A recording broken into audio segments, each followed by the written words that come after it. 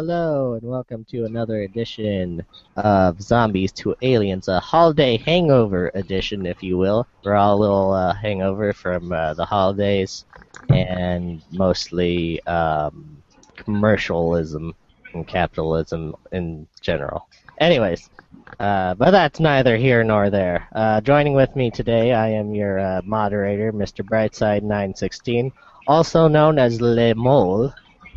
Joining with us today is Velissa, also known as Le Lookout. And next to Velissa, we have Ty Denubus, also known as Ty, also known as Le Lockpick.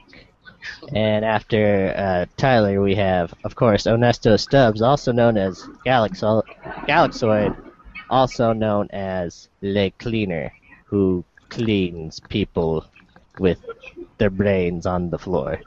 Let's say that. And and after that, we have Mr. Tony, also known as Kirk80s, also known as Le Guitarist. Hello. So the reason why we were doing French nicknames is we were playing Monaco on Steam because it was a Steam sale game, and we were all getting in sort of French racial stereotype mood while playing that game. Yeah, it's all in good fun to make fun of a nation when it's all, humorous, really. Yeah. To watch our gameplay videos on the YouTube, and we also did one with Sanctum 2 where you can hear me, well, you can't hear me and Trey giggling like little schoolgirls, but you can feel the essence of that as we curse and text-to-speech with Sanctum 2. Much better than Moonbase Alpha, definitely. Yeah, it was all in good fun. Alright, so with each and every podcast, we like to start it off by giving shout-outs to new followers. And this is a segment we like to call Follow Me. Follow, follow, follow, follow, follow. Follow me. Alrighty, so our new followers, it's hard to tell that we have new followers, but we do. Oh, yeah, by the way, did you guys know that there was a great Twitter purge? There was a Twitter holocaust, if you will. A Twitter holocaust? Yeah, did you know about that? No, did they delete a whole bunch of old tweets or something? No, the nice people at Twitter went in and got rid of all the bot accounts and the people who weren't real. So now we're back down to no followers? We got followers. We got 18 on Twitter. Oh, that's nice. Who are definitely real people, because with that great Twitter holocaust of 2014 behind us, where, little bot of Anne Frank was cowering in the closet. Are they really people because they're online? As far as we know, they're all like 10 throwaway alts, Yeah, those are all me, actually. Sorry, guys. Knew it. I guess there is a workaround that then. So while we're on Twitter, our new followers on Twitter is Raquel at Raquel9.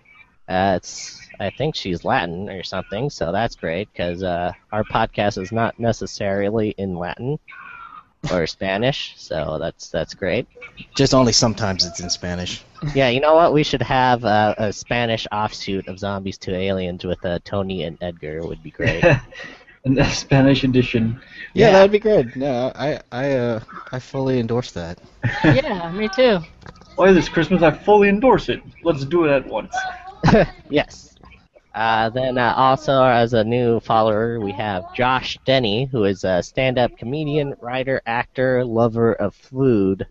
He's at joshdenny.com. A lot of comedians follow us, so I guess we are pretty funny. Kind of a joke, actually. Yes. And also we have Xanafair Films following us at xanafairfilms.com. Or just at Twitter, And it's an independent film production company that is currently shooting its first feature film called A Fool's Game. Ooh. And I think I already mentioned card players. Yeah, I already mentioned card players. Other than that, we have XL Entertainment following us on our Twitter feed at XL Films. It's one of the latest best movies and music to come out of Utah. Wait, this sounds like I've done this before. Utah, huh? Oh, I think they changed their name. I think they used to be the Utah Music Scene, but now they're XL Films. Yeah, we're reaching to a brighter array of audiences, I guess. All right. Doesn't hurt to give him another bump. Yeah. And then also we are followed by Sean Cannon, who is a musician who writes superhero songs. So that's pretty cool. All right, so that's all our followers on the Twitter feed. Go ahead and follow us on Twitter at Zombies2Aliens. And give us a shout out and tweet back. Because we'll tweet back. I like to reciprocate the tweetiness. Is that a word? That's a Just word now. Not me. I don't know how Twitter works, so these newfangled tweets and whatnot. Newfangled, yes. Are they birds? What's going on? Oh, I'm assuming they're messenger pigeons of some sort. Yeah. Yeah, but you shove the message up their buttholes is the difference.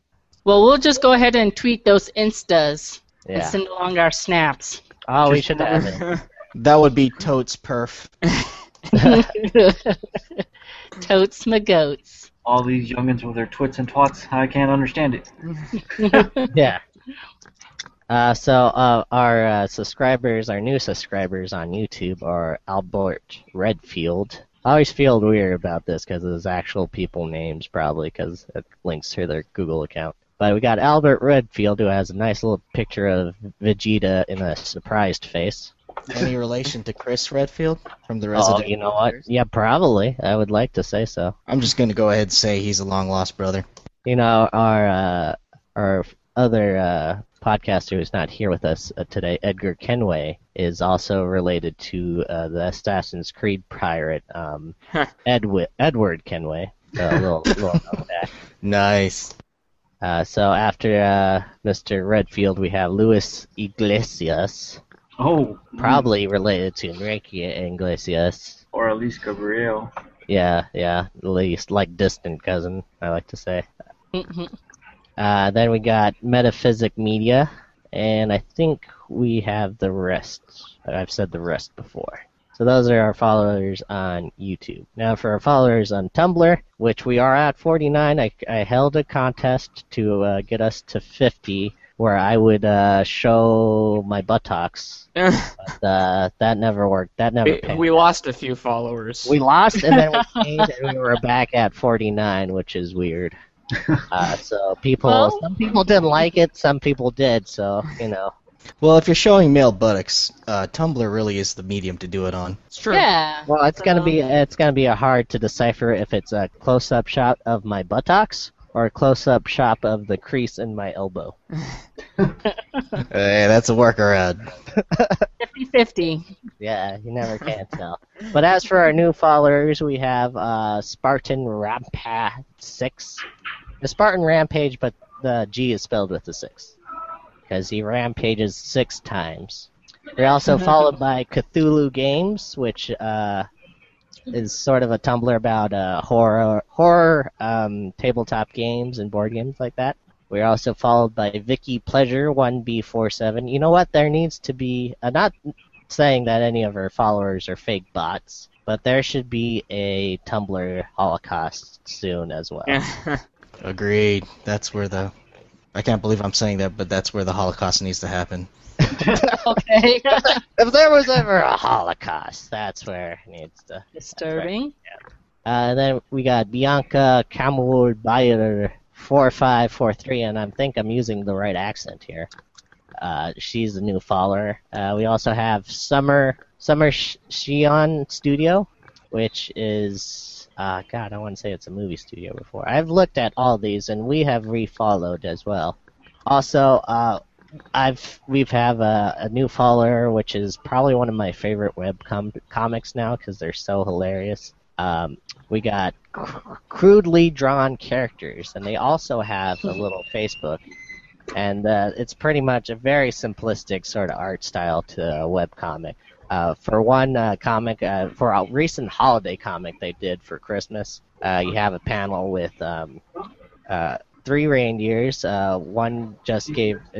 One's in the hospital, just gave birth to a baby Rudolph, and the dad reindeer looks suspicious. Then the next panel, you see the dad reindeer pissed off and driving somewhere. And in the third panel, he is about to beat the crap out of a clown. So that is the true origin of Rudolph from crudely drawn characters. Also, for new followers, we have Mallory Hers, Wordsicka, and I believe that is it. The rest are old followers, but hey, give a shout out to you guys for following us this much. We really appreciate it. So yeah, that's that. Follow. I guess we should have a ending song for that. Anyways, okay, so now we come to the part of the segment where I like to ask my fellow podcasters what they have been playing and what they've been watching. So we'll go ahead and start with the playing first. Why not? Since the Steam sale is still going on till January 2nd, I believe it's going to stop, and then we can all save our wallets from that. But so let's start off. Do a round robin, starting with Mr. Kirk 80s. Sir, what have you been playing recently? You know, I recently got GTA 5. Oh, nice. So that's awesome. I've been playing that one. I love that game. I played half of the story mode with my brother's version a couple months ago, but he broke it, so I haven't been able to play. So I just ended up buying one for myself. Although I did get for Christmas Need for Speed Rivals, so I'm looking forward to playing that. You've really gotten into racing games, I've noticed. Yeah, I really like the racing games. They're pretty fun.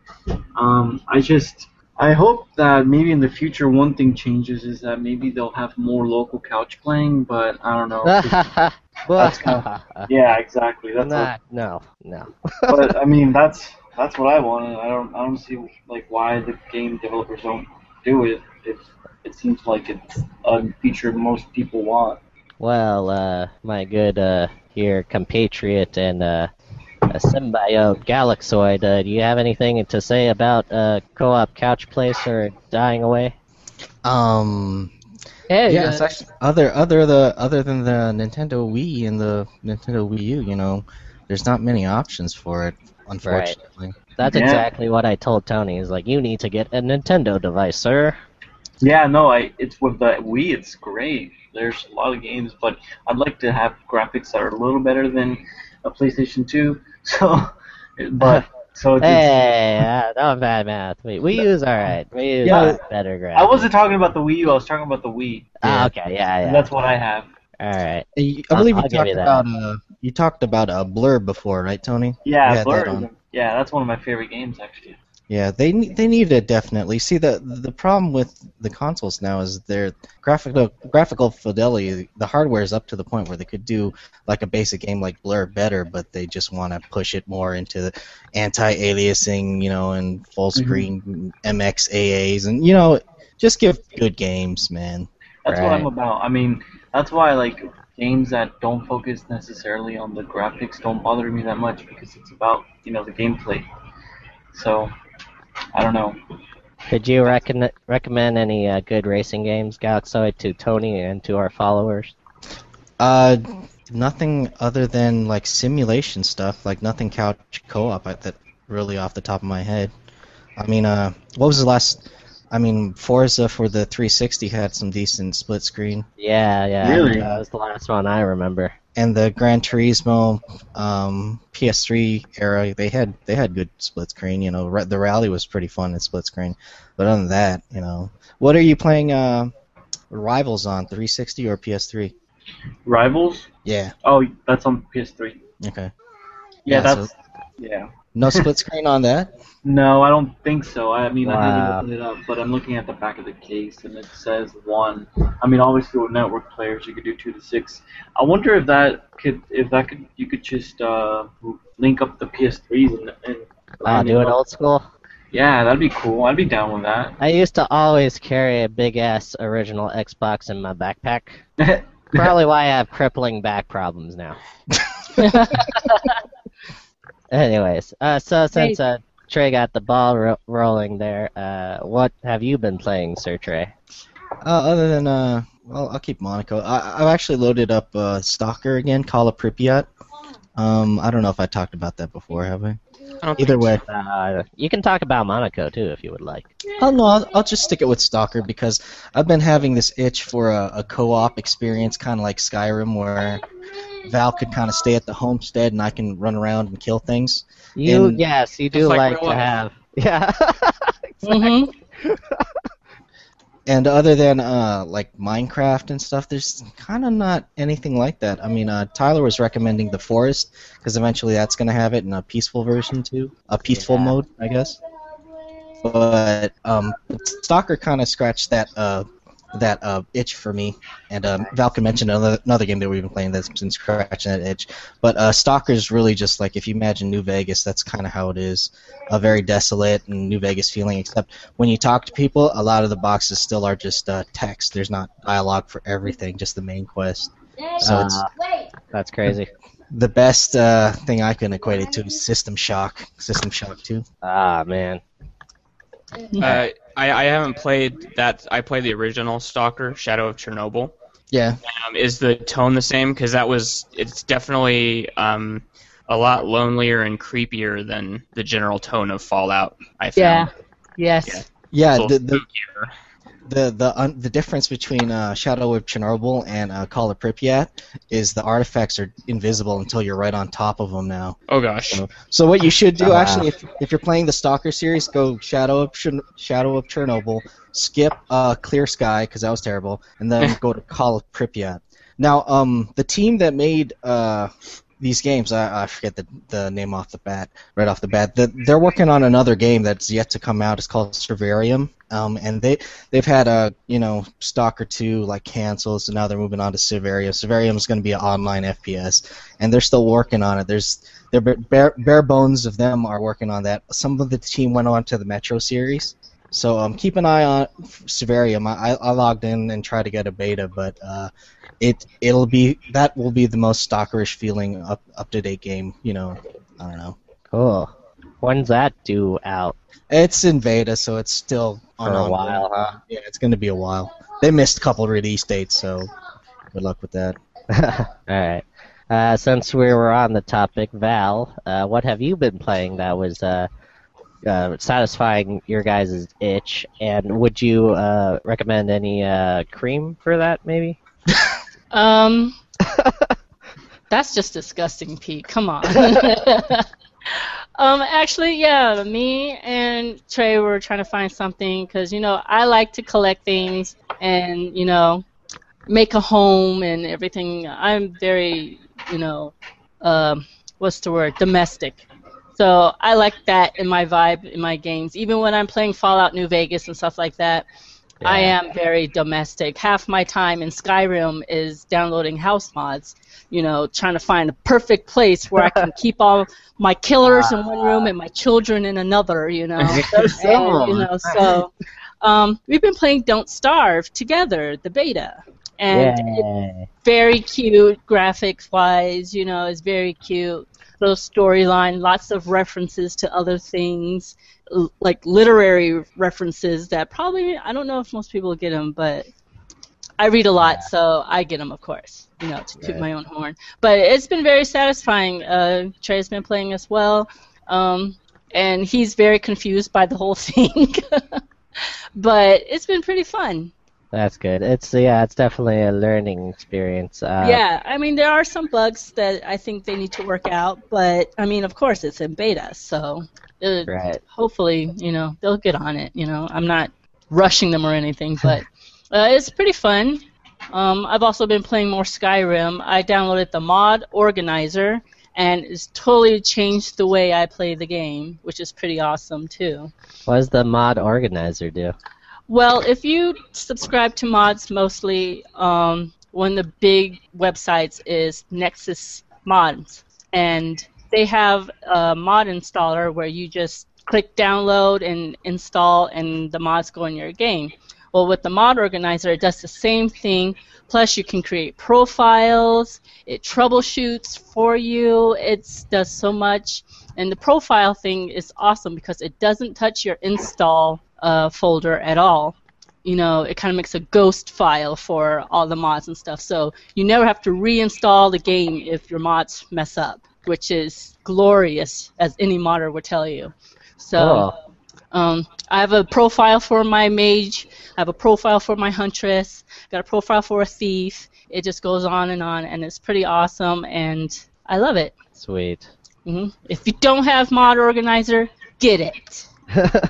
You're not playing Skyrim properly. Exactly. Yeah. It also works for other Elder Scrolls games, as well as Fallout New Vegas and Fallout 3, I believe. Oh, wow, cool. So, yeah. Didn't know those were actually modded.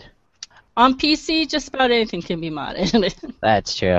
That's true. That's what Galaxy keeps saying. Except Master Race. the Ghostbusters multiplayer, apparently. Oh, yeah. No multiplayer there. It's just Anyway. Master Race things.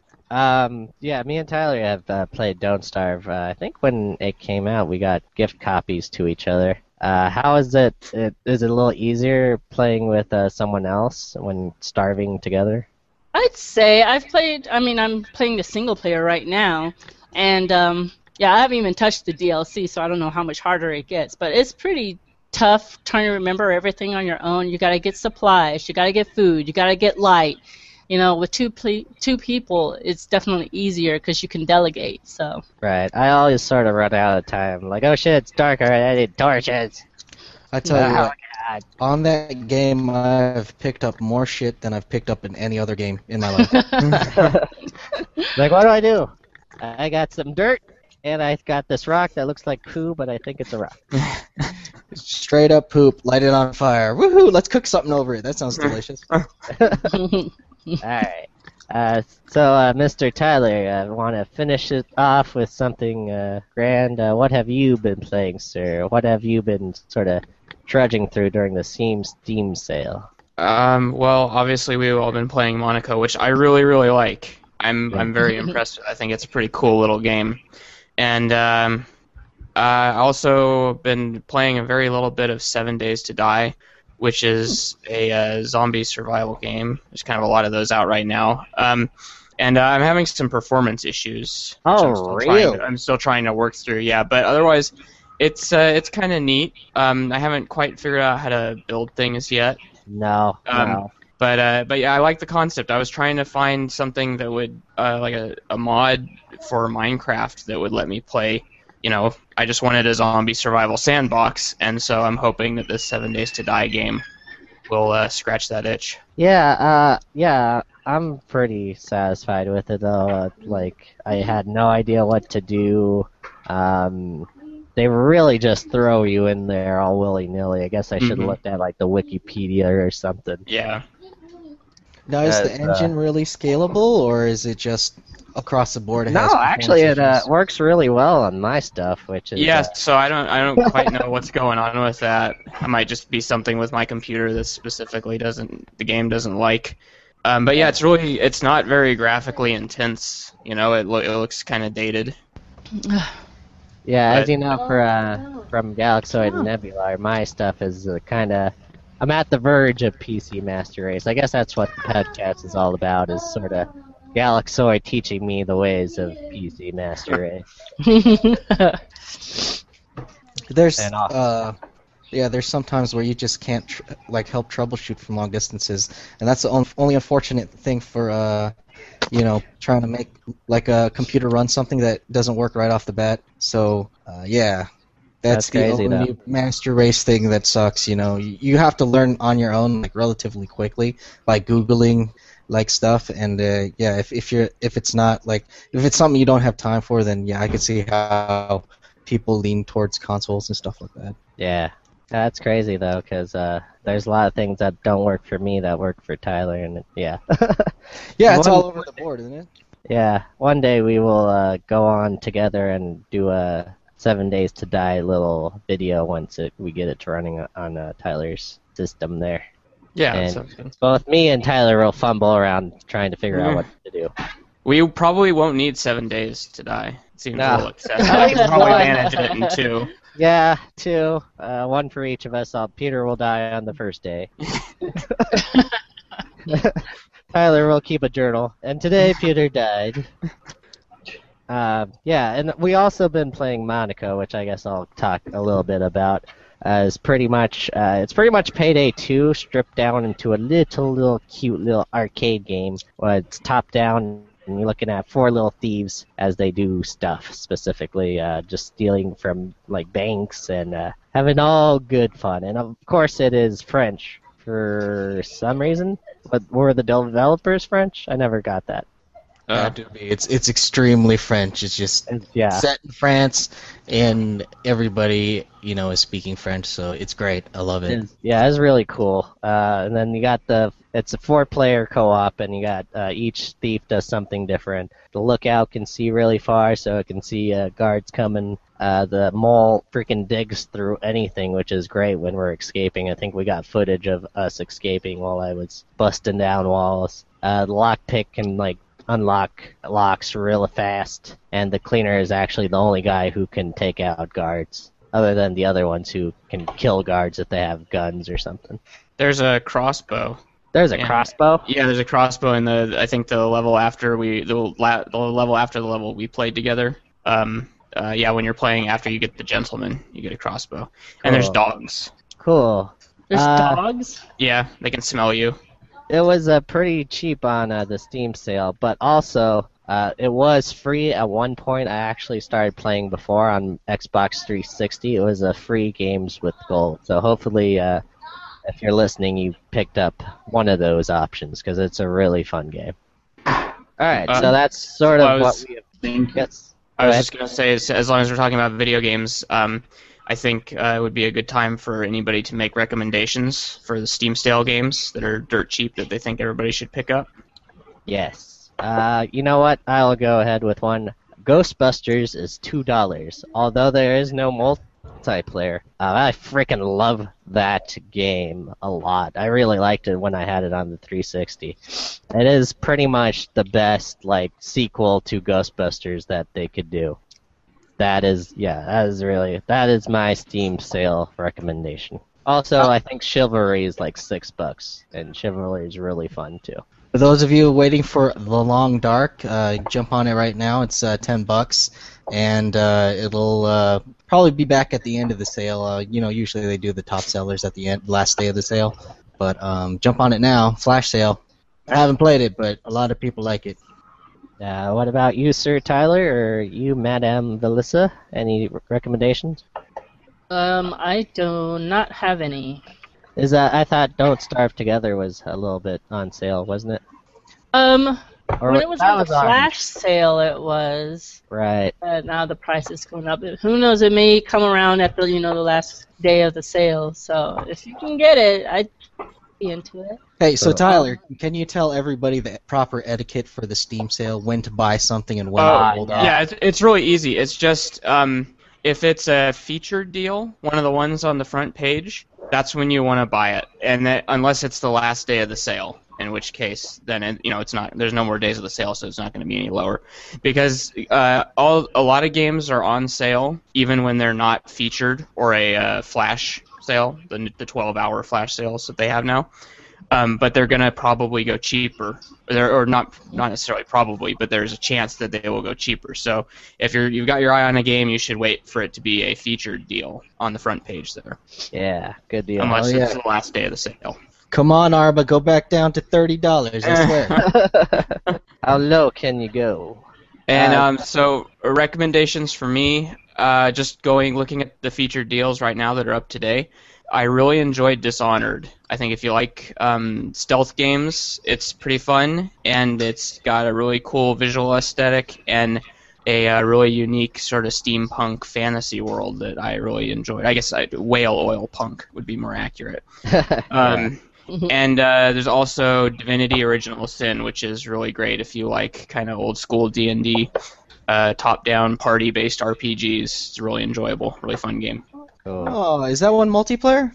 Yeah, yes it is. Yeah, it's got you can. I believe it's just 2 people, but yeah, it's got multiplayer. I will make Cool. I will make a recommendation, even though I haven't played the game necessarily, but I know it should be amazing. That's Age of Empires 2 HD edition, because Oh, I cool. haven't played the HD version, but Age of Empires 1 and 2 are both some of my favorite games. So I can't imagine an HD edition being bad if Well, everything that, is same. that one has a Pretty good. rabid following as well.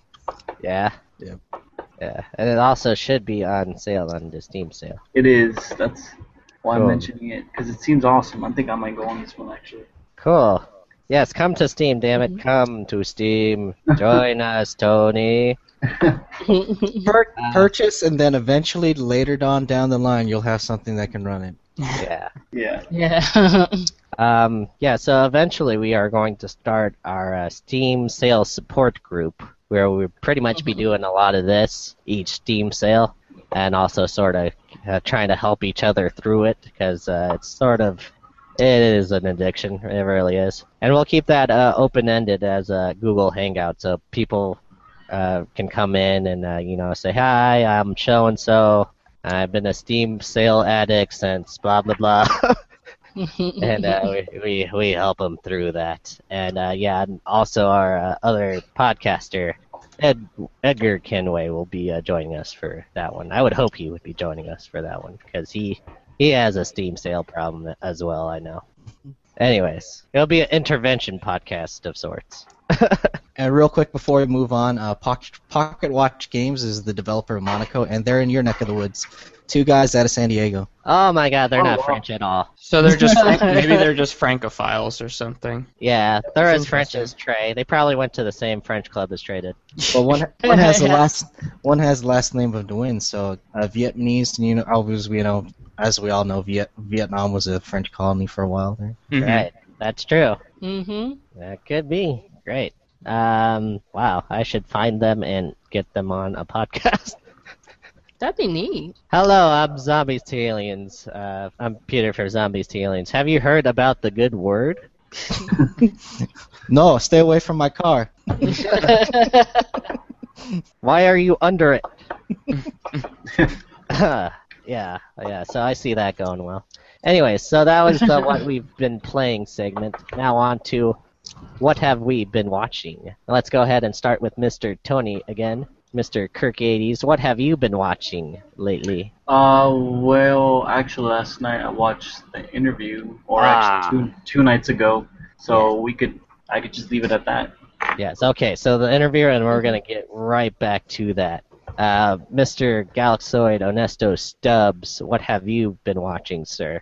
Well, ever since Tyler's review of, I guess the 5 Armies, whatever. I haven't read it because of spoilers, but just read the last line. Hot mess. Pretty much. I have been watching the original trilogy on Google Play on the Roku.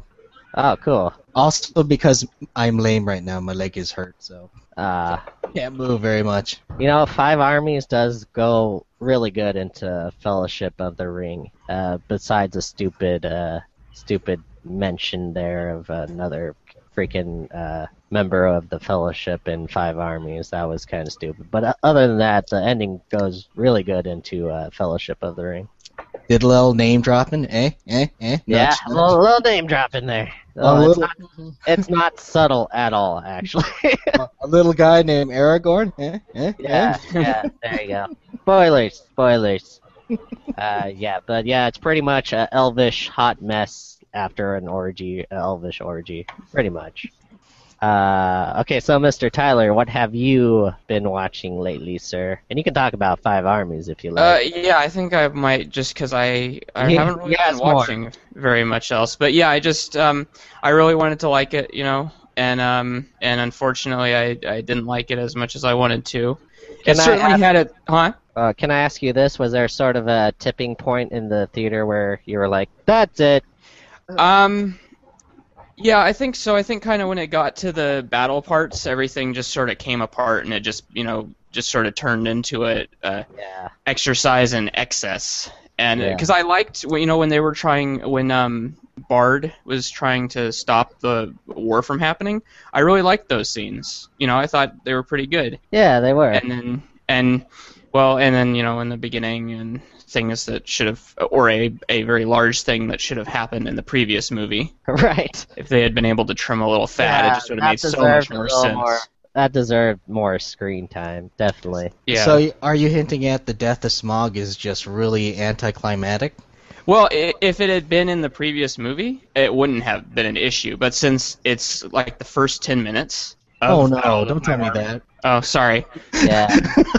No, it's okay. Peter, well, it's not like we're surprised. I mean, everybody knew it was going to happen. Yeah. Right. Smog dies? Darth Vader's father? Smog is Bilbo's father. But really, Snape kills Dumbledore. The Titanic sinks. Mind blown. But really, that's about as much time they devoted to it, only like 10 minutes or something. Yeah, and if it was immediately following the whole conversation with Bilbo, the whole scene inside the mountain, then it's fine. But then when the movie starts out with that, it's just kind of, like a blow tickler, sort of feeble little send off there and he kind of does live on, sort of. I know if you've seen the movie, you'll understand that. Yeah. But it was a little lame. And then it's kind of like the Lord of the Rings greatest hits, where they've got the big battle scenes and the CG trolls and all sorts of stuff going on, but then it doesn't have the same. It doesn't work as well as Lord of the Rings. It's just not as. It feels like there's not as much attention to the writing and the story and developing characters and everything. There's not a sense of purpose or urgency.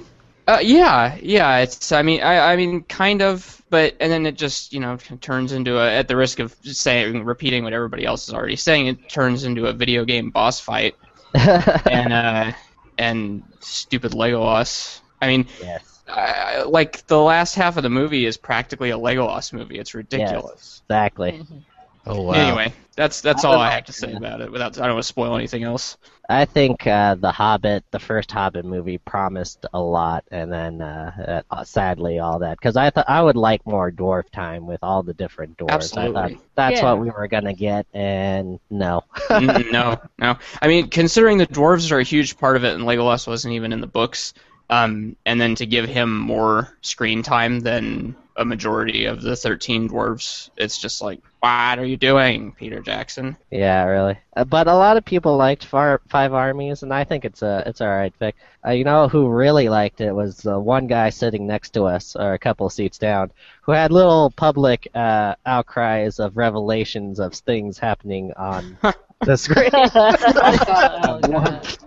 There was a lot of moments where I was just gonna laugh out loud, but I didn't want to be rude there. So I guess he enhanced my experience, if anything. Experience enhancer. Oh, that's the elf from the first 3 movies? Oh, yeah.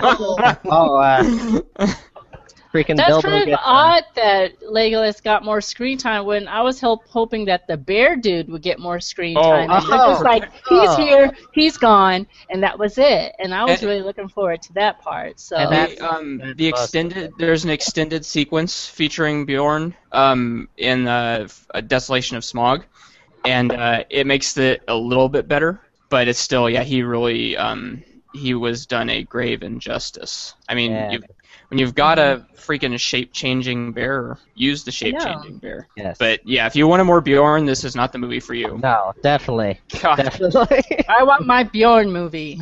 It's even that's Anyways, okay. So Miss Melissa, what have you been watching? Other than you and Tony talk about, riffing with 90s guys and whatnot. I watched a little bit of the interview. Looked okay, like your standard Seth Rogen fare, so I really don't know what's the big deal. Well, I know what's the big deal, but you know what I mean. I'm just like, meh.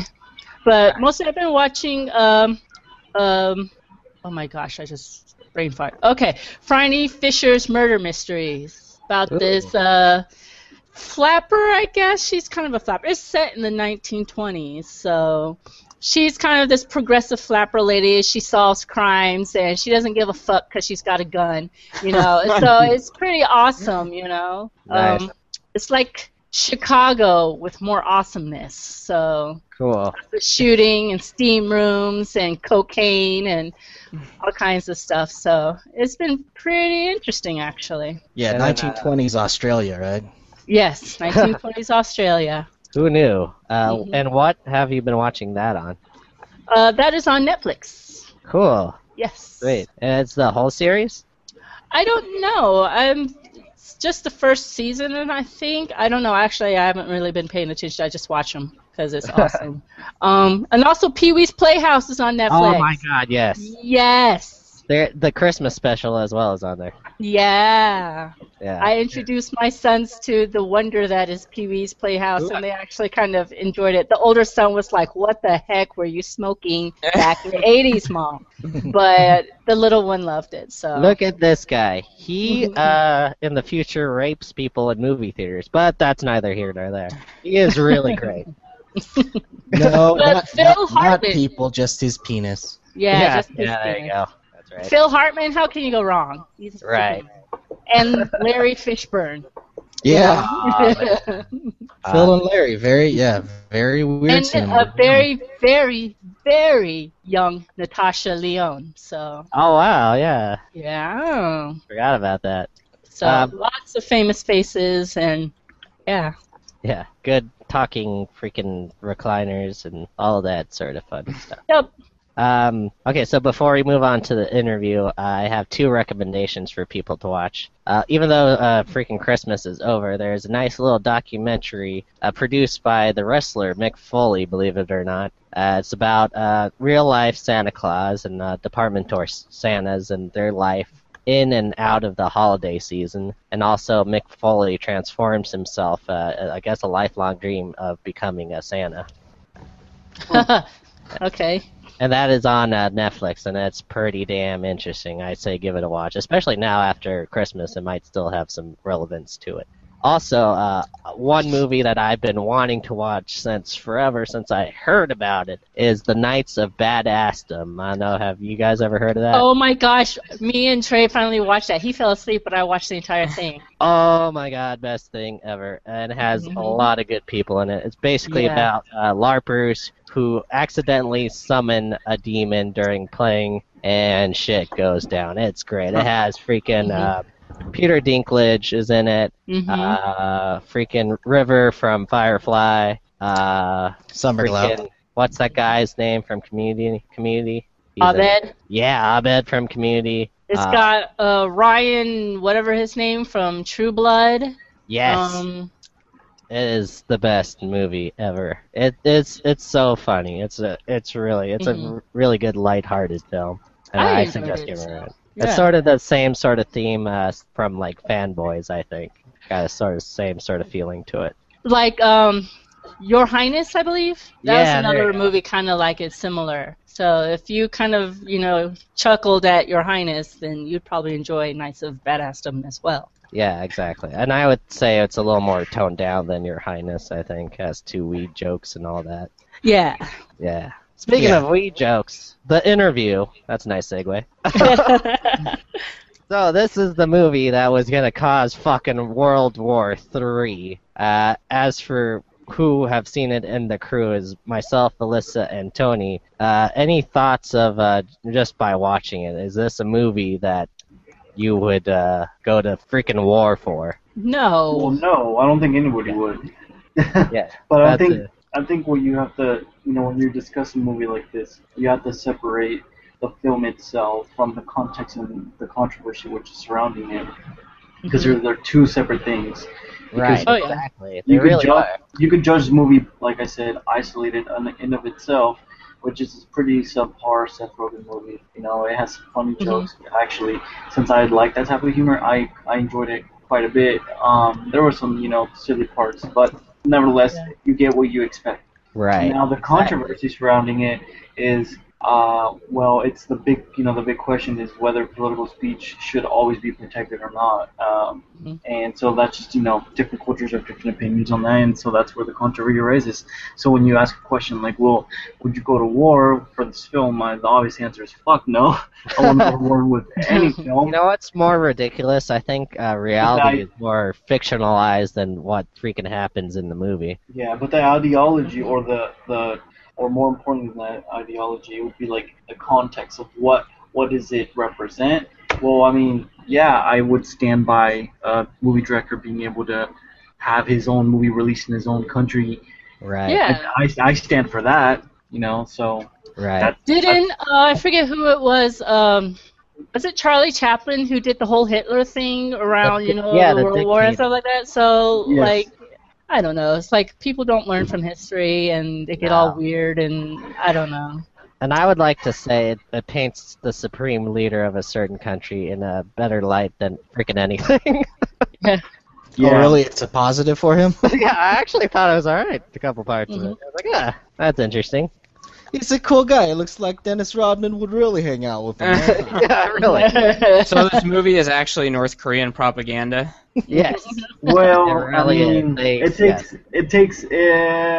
I'm not sure. Yeah, we don't want to spoil it for Don't you. want to spoil it. But I mean, it shows him as a human being rather than just. There you go. So that's all you can really say. Yeah, exactly. It's just I would urge people just to go see it, just see the film that could have fucking. I would just see it if you would watch it anyways. If it's not that's like your cup of tea in the first place, I wouldn't really bother. It's not that much of an issue. Don't turn it into an issue. Exactly. So. Exactly. I agree. If you like, if you like James Flacco and Seth Rogen type movies, then you'll probably like the interview. The other thing I wanted to really discuss, more importantly than the film itself, is this experiment that Sony has now done, which is releasing a movie directly to home viewership without having to wait for it to come out on DVD or Blu-ray. Yeah, that was interesting. I think this experiment, and that's why I feel so passionate about paying to see this movie, actually, because I want to contribute to whatever hope we have in the future that more movies will come out for a VOD, video on demand. So I don't know. So to go into the movie theater to pay for it, maybe actually I don't think I would have done that. Yeah. But for $6 to rent it and then to contribute to like Sony seeing, well, should we play this game in the future? I mean, I'm all for it. More options. I'm just all about options. If I can like stream it at home or if I can go see it, then that's awesome. I don't want to be cornered into one particular halfway. Let me ask you guys then, how did you see it and on what format? Google Play. Okay, nice. With on a computer? It was streaming through my desktop to my TV. You know what's interesting? It was never released on a Sony thing, a Sony device. And that's interesting. They didn't want any part of this movie. They didn't release it on Crackle either, which was how about we're way too close. We're not gonna mess with that. Yeah, really. How about you, Miss Val? What did you see it and how did you see it? Actually, one of my friends on Facebook sent me a link because I was talking to her about it. So nice. That is freedom of speech at its finest, I think. And I also watched it. Google. Long live Pirate Bay. Yeah, exactly. I also watched it on Google Play with my Roku that a big fat jolly man in a red coat gave me. I don't have a red coat. Oh yeah, we gotta get you a red coat. Wait, you do? You have the Nintendo one. Yeah. Yeah. So. So how do you guys feel about that? Do you guys think that is the future of movies, or rather, do you think that would be a good option to have on the table to release movies directly? I think that's genius. Yeah, that's pretty cool. Because I don't get to go out to the movies, as often as I'd like to. But having that choice and that option, oh heck yeah! And I would actually pay for it too. I think they get a little weird when it comes to stuff like that. We're kind of our laws and whatnot aren't as up to date as the availability of technology today, so it gets a little gray area, but I think if everyone were to roll with it, it could be pretty good and a pretty big thing. Hell yeah, I'll do it too, and I'll Bandicam it through a window. Record that shit. Exactly, right? It's someone else's house. At least that's what people think they're going to be doing, but you know. But you know what? It's fine. I think as long as like one person pays, then that's fine, because then they're still trickling a little bit of money from somebody who would otherwise pirate it. You know? Right. Hey, I got a question about the film in and of itself. Is the assassination scene really that bad? Yes. Yeah, I guess so. I'd be tipped off. I don't know. I actually thought it was one of the coolest scenes in movies. Period. Actually, it's fucking cool. Yeah. It's a very Inglourious Bastards type deal. It really, their ending, their climax had a way higher production value than the rest of the movie. Yeah, it did. I was like, oh, this is nice all of a sudden. It's like if Seth Rogen and James Franco did a freaking Marvel movie. It's pretty much how that would happen. Yeah. It was cool though. And I would also like to say that the future is sort of here already with videos on demand. I know Blockbuster Video and like Cox on demand and stuff like that. Also, there's one more thing. I think it was Voodoo a little bit. Voodoo. They already have some movies that are out in theaters that you can rent on demand as well. Mm-hmm. And I believe Box Trolls is on there, and I don't think. Yeah. Yeah, Box Trolls just came out last month. Wait, really? Box Trolls is out? Have you seen it? Yeah. I want you so much. Oh yeah. Okay. With us today, sorry, we need to promote Box Trolls a little bit because with us today is Fish from Box Trolls. Hey Fish, how you doing? Hey Fish, serious question. How did you feel about the interview? Fish? Eggs. Yeah. I wouldn't let eggs watch that movie. That's okay. Bye, Fish. Yeah. I do not understand that reference. No, you don't know. Fish is a great guy. I do. Fish is my Box Troll friend. You can watch him while you're watching Box Trolls. Anyways, yeah, he's good. He's great. Named after the box he is in, of course. Fish. Fish box. Anyways, does anyone have anything to say about the Sony hacks? Well, shoot. I could take this, or Tyler can take this if he wants. No, you go ahead, Trey. Go ahead and kick it in the ass if you'd like. Oh God.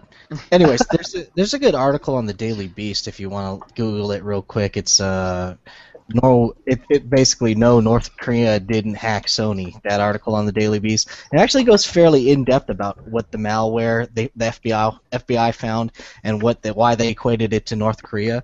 And everybody still kind of is pointing the finger to an insider, an employee that actually hacked Sony and stuff like that. You know, as far as tech gurus are concerned, you know. So they say the FBI was slightly off base there. And you know what the sad part is? I think as far as cyber security in the world, we're actually compared to North Korea, I think we might be a little bit lacking in that sense. You're right. There's a lot of articles online of defectors talking about Pyongyang's I forget what, I believe it was like a unit, it was a certain numbers, I'm going to say 121, where they actually have been working on hacking predominantly, and only like a few people out of 100 get into the university, and they've been working on coding they learn C++, they learn like languages right off the bat, and they're working on hacking into systems for the last 15 years of their life. So I think they are very far. In fact, being part of a military branch, I could tell you nobody knows anything in the military. We know put that. We know everything in the military. There you go. And you know, it is very sad how far, say in 2000. Well, let's see, in the year 1999, 2000, right around the turn of the millennium, how utterly inadequate we are. It's really, really bad. No, yeah, there's actually a really good book that kind of discusses this. I read a couple years ago. It's called Cyber War by Richard Clarke. He was a former, basically one of the aides for Bush and also Reagan, And this guy, he talks about how weak our infrastructure is in when it comes to cyber war technology, and how easily it would be for a country to just disable like our whole electronic systems. And so he talks about how there needs to be a stronger urgency in this realm. I mean, we're getting hacked every single day at this point now. I mean, he's been talking about it for years, and now it's like nobody's wanting to do anything until after the fact. It's just, it's really sad where we decide to invest our money in bombs and not in like freaking people investing in education so we can learn how to like defeat these threats. But that's just me. Yeah. The best briefing I ever had in a military branch was back in 2005, 2006, where they described how a team of 4 people came onto a base I was at and actually had a CAT card printer, like a military ID card printer, and loaded that with certificates and got into. They did some physical security things. They would get into a room after watching somebody key in a cipher lock right over their shoulder, and they'd come back later, and they completely decimated like any type of security. There was one person on base that actually they're like, hey, we're 2 contractors, we need to get in this building. He's like, okay, and then he like clicked the key and covered it so they couldn't read the key and got in the building, and then they're like, hey, we're going to split up, I'm going to go here. And he's like, no, you need to stay together. And one person... OPSEC in the military has been lacking hardcore for ages now, so it was probably better back when, the Cold War, and they're all worried about Russia getting the secrets and stuff like that and everything, but everybody knows everything that's going on the bases here now. How to get in, where to go, what to do, so. Yep. Crazy. That's crazy. Wow. Well, now I don't feel safer. It shouldn't be. It's going to be because guess what the military is made of? The military is made out of high school graduates who didn't know what else to do, basically. So, yeah, how safe can you feel? My favorite part of one of my favorite clips from The Simpsons is Sideshow Bob at an air show, and he goes into it's like a jet, a Harrier jet. And it just, there's one button in it that says press to fly. God bless the idiot. Sounds like it's Army built. Yeah. That's one of my favorite Sideshow Bob. We love the military, we're both veterans, but, yeah. Ship be broke. Okay, so I think that's going to do it here for us at Zombies to Aliens. Anyone have anything else they want to talk about? Cards Against Humanity. They did a Christmas thing. Kwanzaa. A Kwanzaa thing. I'm black, and I should even say Kwanzaa. That's cool. But, yeah. They did the bullshit thing last year, which is hilarious. And this year, pay $6, get a lump of shit. Yep. And people are like, really? And they're like, Wow. I can't believe we actually got shit. So that just made Cards Against Humanity my favorite company ever. Awesome. So I think the Humble Bundle should do that too. that would be awesome. Humble turd. Yeah, pay $1, you get a shit. And Cards Against Humanity always does this anti-Black Friday thing every year. I think this year they raised their prices. Yeah. Specifically on Black Friday. Which is awesome. Stay the fuck home. Yep. We should Quit do trampling people. one podcast. We should play Cards Against Humanity together somehow. They have some game online. I forget what it was called, though. I'll have to send a link. I'll post a link on Tumblr or something. Humans against Card Manatee. No. No. Manatees against humans? Yeah, there you go. No. Can't say I've heard of that one. But I don't even remember how many days in Kwanzaa. I'm like the worst black person ever. There's like 10 days of Kwanzaa, 12 days of Kwanzaa, I don't know. But they send out a whole bunch of stuff. It's been pretty cool. We got stickers. We got Miracle Berry tablets. If you put them on your tongue and sour things taste sweet and whatnot. So me and Trey are going to try that today, and we'll let you guys know how it went. Apparently I got some land in Hawaii, too, which is in Maine. Just a bunch of random stuff, and it's awesome. So things like that is pretty cheap, pretty awesome. And next time they do it, I think everyone should. Yeah, it was only a $15 buy-in, too, so... And now I'm a landowner. What? So, Cool. Yes, if you haven't played Cards Against Humanity, please, you gotta treat yourself to it, because it's the new wave of board game, I think. yeah, the most fun you'll have being politically incorrect. Yes, exactly. Okay. Anyone have anything else? Nope. Nope. There's a big nope. All right. So go see the interview. Go play Cards Against Humanity. Go waste all your money on Steam on the Steam sale, which is going on till January 2nd.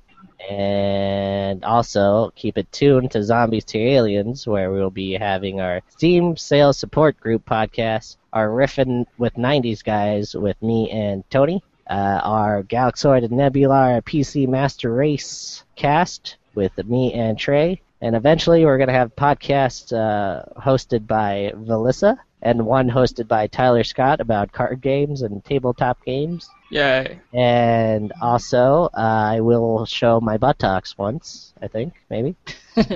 Just the one. Yeah, no.